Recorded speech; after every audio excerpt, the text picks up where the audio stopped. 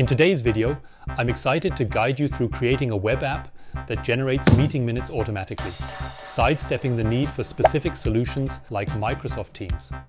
This app isn't just for online meetings, it's perfect for in-person gatherings too. Along the way, you'll master using open source models for speaker diarization and discover how to leverage the powerful Llama 2 model on Replicate as an alternative to GPT. Getting speaker separation right is tricky. I've spent countless hours testing various models on platforms like Replicate, and the performance was hit or miss.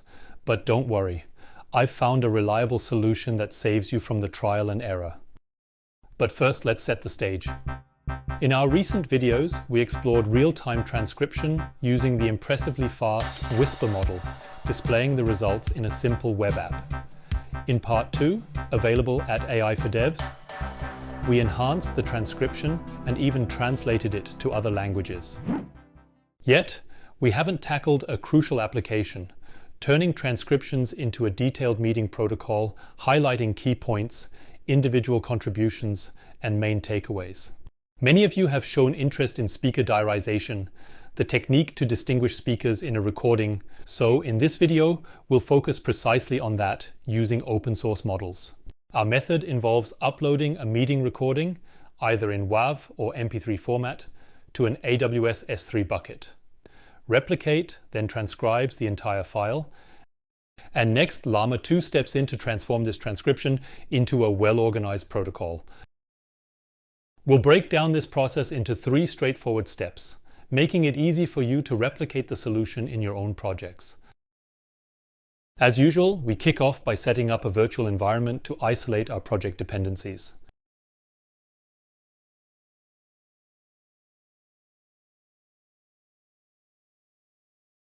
Next, we proceed to create a new file named app.py.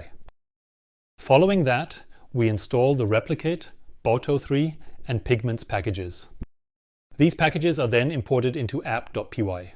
Boto3 handles our communication with AWS, while Pigments will enable us to elegantly display the transcription results on the console. Shifting focus to Replicate, we explore models capable of speaker diarization, eventually selecting the Whisper diarization model for its efficiency. Upon visiting the model's detail page, we navigate to the Python tab to conveniently copy the integration code. We proceed to paste this code into our application.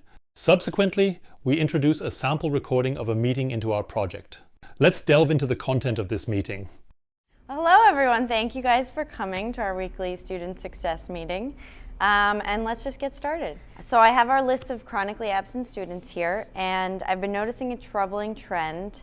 A lot of students are skipping on Fridays. Does anyone have any idea what's going on? I've heard some of my mentees talking about how it's really hard to get out of bed on Fridays. It might be good if we did something like a pancake breakfast to encourage them to come. I think that's a great idea. Firstly, we must transfer the sound file to a location accessible to Replicate. Utilizing a bucket created in the previous part of this series serves our purpose here. We create a variable to store the file name and initialize our S3 client. Now we upload the file to our S3 bucket. Constructing the file URL is straightforward, utilizing both the bucket name and the file name. We then replace the hard-coded URL in the model's input data with our uploaded file's URL. All right, let's test it. Encountering an error message due to missing authentication token prompts us to retrieve it from Replicate. This token can be found under Account Settings. We set the token as an environment variable before attempting the upload once more.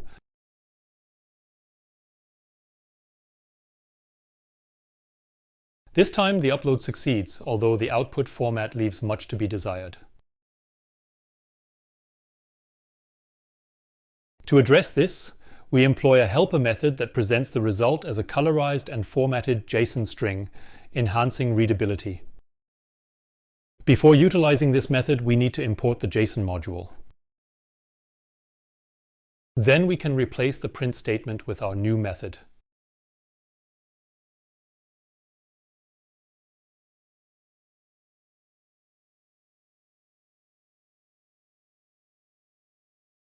Running the application again yields a significantly improved output. Examining the results more closely reveals individual processing details and model confidence levels.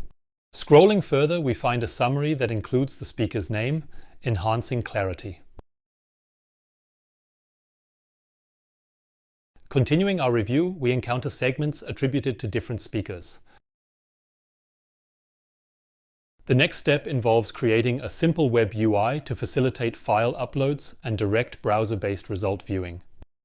This requires the installation of Flask. From Flask, we import Flask, request, JSONify, and render template. We initiate a new Flask application.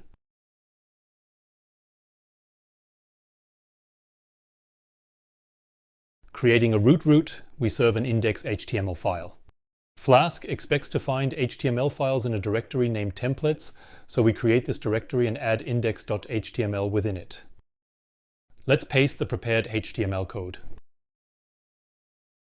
The UI components include a file input for uploads and a submission button. Below these, a text area displays the generated meeting protocols. At the page's bottom, we incorporate upload.js for backend communication. Flask anticipates static files in a directory named static. We follow this structure, adding upload.js within a JS folder. The JavaScript is straightforward. Upon clicking the Submit button, it fetches files from the input element and sends them to the process audio endpoint via a POST request. Successful requests populate the meeting protocol text area with the results. Next, we define the process audio endpoint. Let's adjust the indentation of the following code to ensure it becomes integrated within the processed audio data method. Within the invoked process audio data method, we begin by reading the audio data. We then create a temporary file, writing the audio data to it, and upload this file to our S3 bucket. Let's quickly import the temp file module. Adjustments are made to the S3 upload call and file URL to reflect actual file names.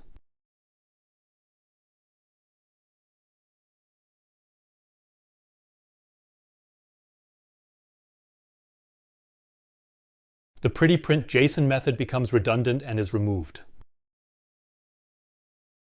We fix the indentation of the model call. We incorporate code to run the server on port 8080, and as our final step, we aim to create an actual meeting protocol based on the transcript. To achieve this, we'll need to employ a second model, such as Llama 2. Let's copy the code.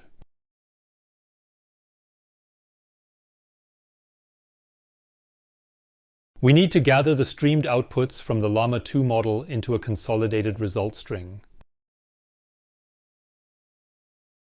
And to modify the prompt to ensure it not only summarizes the transcript, but also organizes it by key topics.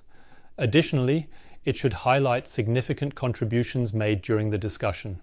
At the end, there should be a list of follow-up actions.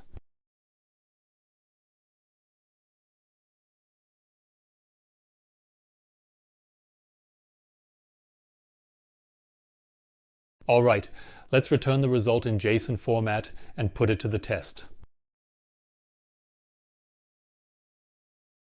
We choose our weekly meeting sound file and hit Submit. The initial output doesn't quite resemble a practical protocol.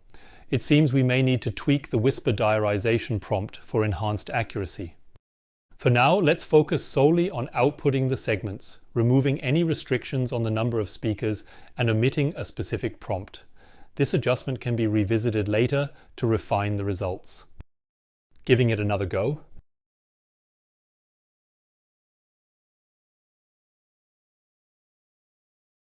Much better this time. Remember, the outcome can be tailored to meet your specific requirements. Providing concrete examples of how you envision the protocol will lead to more effective results, ultimately saving considerable time.